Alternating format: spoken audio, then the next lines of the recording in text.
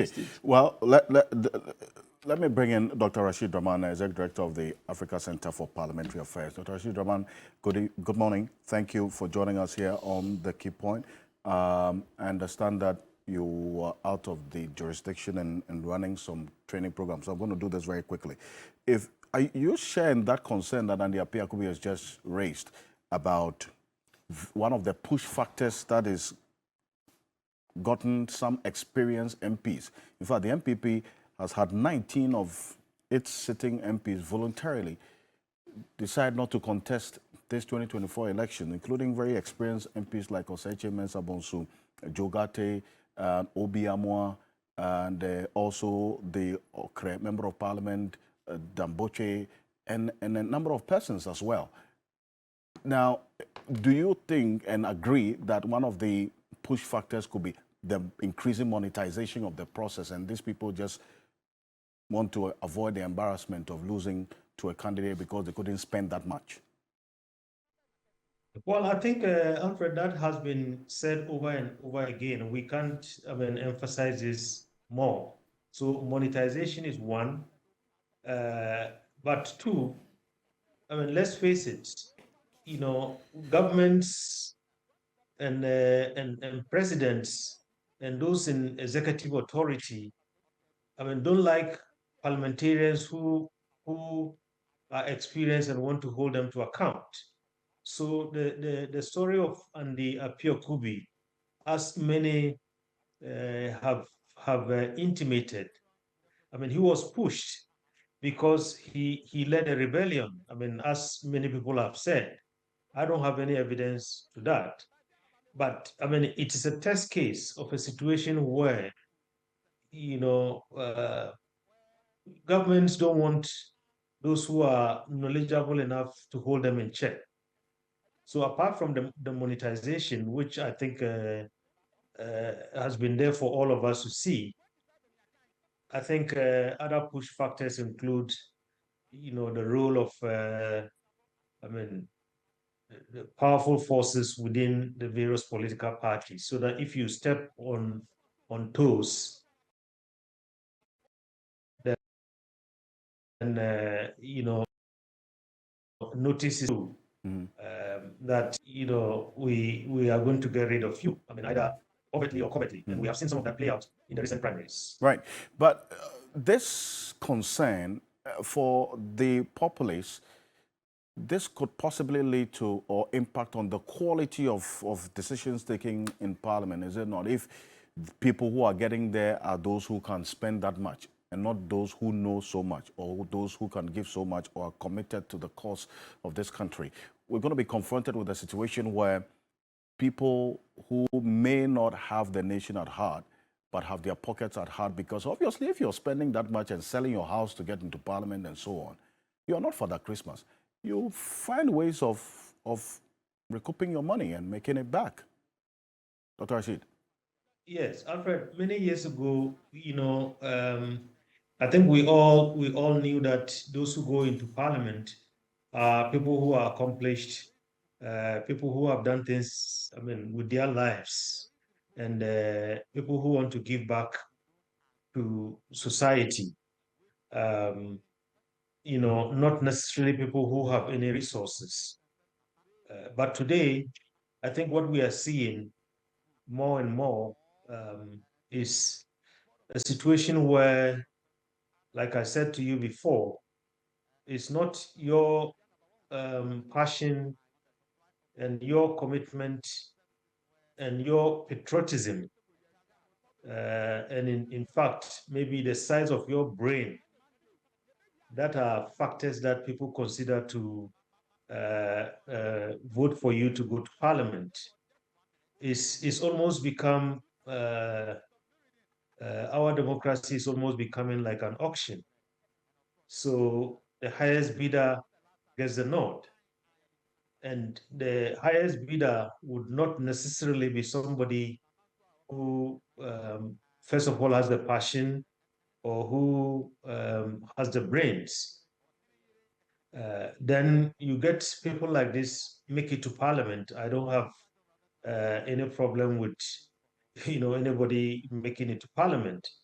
but Parliament is a house where serious business is done. So, and where serious business is done, it's not a place for everyone. I mean, this is real, and we have to call it the way it is. Today, they are faced with very complex legislations. They are faced with very complex issues, climate change, I mean, all the global financial crisis, debt, and so on that we are having to confront as a nation.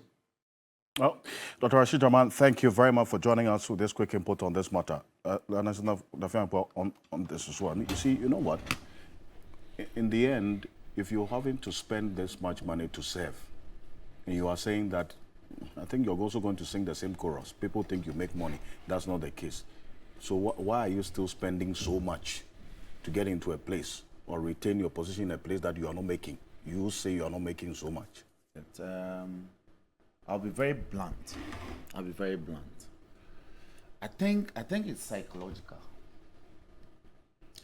A lot of us are still in Parliament, given the difficult financial situation we find ourselves in. Not because we want to spend money to be there, but it's psychological. The embarrassment from defeat. So you are compelled to look for resources to meet your competition so that you can continue to stay in the elected position. But for that, I think a lot of my colleagues would have left. But when you lose the elections, it can have some serious psychological downsides. It's that a lot of people do not want to go through. And also the further social stigma that you did only one term. If somebody went to Parliament and got defeated after one term, there's a certain social stigma in Ghana.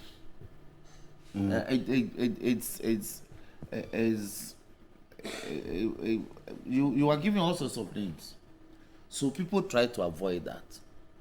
And so after the second term, a lot of people are willing to go. So you see that even amongst the NPP, my colleagues who have willingly decided not to contest, I have a lot of my colleagues, my mates that I came to Parliament with, willingly, like Dr. Mafu. Dr. Mafu is such a brilliant MP for us in Parliament. He has his focus on this climate change matters, environmental issues, doing well. I don't know how the NPP won't protect such a person, but he's left. He says he can't, so he didn't contest. Oforikro, member for Oforikro, Dr. Maf, he's left. My colleague, he's just in the second term. So I am beginning to appreciate the problems that Parliament, the legislature goes through in terms of the attrition rate that Speaker speaks of, that the Honorable Majority Leader also speaks of. Now, it's the other aspect is that at the last time, the Majority Leader, I recall, protected about 76 of his soldiers. He got a lot of flack for it. Yes. But he ensured that they didn't go through primaries. They went unopposed. When they went through the general elections, I think he lost about 26 of that. The proportion is better, vis-a-vis allowing everybody to go through now, and look at the casualty rate. So if you consider the number of those who are willingly going and the number that went through the drill and lost, in total we have about 47 MPs who are presently in the House who will be there during the 9th Parliament on the NPP side.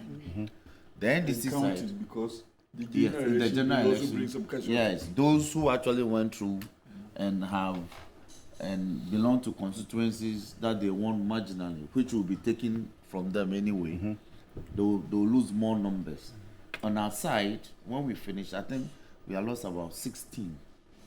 And you could also lose some more. Yes, so by and large, Parliament, the 9th Parliament, will be the loser.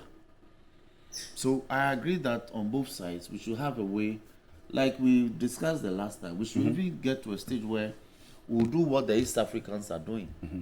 We are thinking of gender balance, gender parity. But if we continue to run systems like this, the women are not They're shying away. Yes, they are shying because the rigor of public politicking, partisan politicking, is psychologically tough. So the women generally are unable to withstand those. The newness of materialism. Yes. They don't have thick skin, they are emotionally, they are so a bit emotional, more emotional than the men. So they decided to not participate. But if we are calling for gender parity, then we must have the proportional representation where seats can be allocated generally for women, enough also for disability, people of disability. You know, seats can be reserved for people of disability, so they can have And minorities. Sorry, And minorities, exactly. Okay. So we must get there. There must be some reforms, electoral reforms, to along the East And African people line. maintain on merit. Yes, of course. The party should also have a role to play where the party itself can also nominate people to be MPs. The constitution must. So when the reform comes, when the amendments comes, we will tailor it along the East African model where the party will have the mandate to nominate some people as MPs. Well, but Apart from those who go through elections. In fact, I see, but we've had semblance of that where the party sort of, and that's the reference you made. The party, through its majority leader in parliament or the leadership in parliament, decides that these people have to be protected. As against against the choice of the constituents. Here's what happens. Okay. You've seen a lot of the skirt and blouse that we saw in 2020. Yeah, but if it because is- the constituents felt that there's a candidate that's been imposed on them and they would exercise their rights in contravention. But if it's the constitution of the parties makes such prescriptions, then it will be the other way. If you want to pre-qualify, meet those criteria and you will be selected. And it is general. But in the heat of it, when our attention is only on election and you come out with an alternative, that's where the people will say, no, we won't accept that. But if it's generally the situation in the party per its constitution, then you know if you want to get selected on such grounds, then you have to meet certain criteria. Okay. We'll just run up a bit for Yes. this So quickly. so for me, I wish my colleagues who lost in the just ended NPP primaries all the best. That's not the end. I know some of them are lawyers. My friend Eugene had luck, but I know Eugene is a savvy businessman, and I think that he will do well in other future endeavors. Amapuma, my very good friend. That's Deputy Minister for Communications and Digitalization. Well, Lost. Talk about the ministers and deputies who were defeated. We'll put that on the screen right now. Joseph Kujo, Minister of State for Public Enterprises, was defeated. Frida Prempe, Minister of Sanitation and Water Resources, defeated. Lariba Abudu Zuera, Gender and Children and Social Protection Minister. Tina Mensah, Yes, Deputy Minister for Health, also Nice woman. defeated. Amapoma, you just mentioned, Amapoma Boateng, Deputy Minister Communications, defeated. Mahama Asai is Deputy Minister for Health. In fact, the Health Ministry lost the two deputies. I'm talking about the two deputies losing their bid to represent the party. And their in boss 2024. won barely. Yes. It was, As you remember. so what would have happened was the Health Ministry 4 votes or so. would have, yes, it was actually just about 4 or 5. You say you can't think straight. So that's it. So He you have survived barely. Moses Enim, Deputy Minister for Fisheries, Bright Such a Rekubrobe, good leader in Deputy, the past. Deputy Labor and Employment Relations. In fact, Moses Enim's loss surprised many people. Gifted Chumampofo, Deputy Education Minister, Collins Team, Deputy Minister, Local Government, Member of Parliament for the of Finso North constituency. If My you look at some of condolences the, to Collins. He lost his child the day he lost the election. Wow. yes, so on the day Collins team lost the election, double that's agony. he lost his child on that same day. Condolences to Double That's Collins was such a good person, and he's indeed one of the people who facilitates the project distribution, and we are going to lose him. Such a Project person. distribution. Did you just say that? Oh yes. Is he not in the Ministry of Local Government? We have been discussing a lot of projects under the ministry. What is Right. wrong with that? Well, right. We'll see how things play out. I'm going to go for this quick break. When we're back, we will get into the Electoral Commission because there are certain reforms that the EC proposes. Well, the major one we're focusing on today, because it's a series of the conversations we intend to have on the Electoral Commission's proposed reforms, is the movement of the date from December to November, the date of elections. Well, it was discussed at IPAC this week. Clearly, no agreement or resolution reached on that matter, and we'll get into it with some other persons also joining us. Stay with us. We'll be back shortly.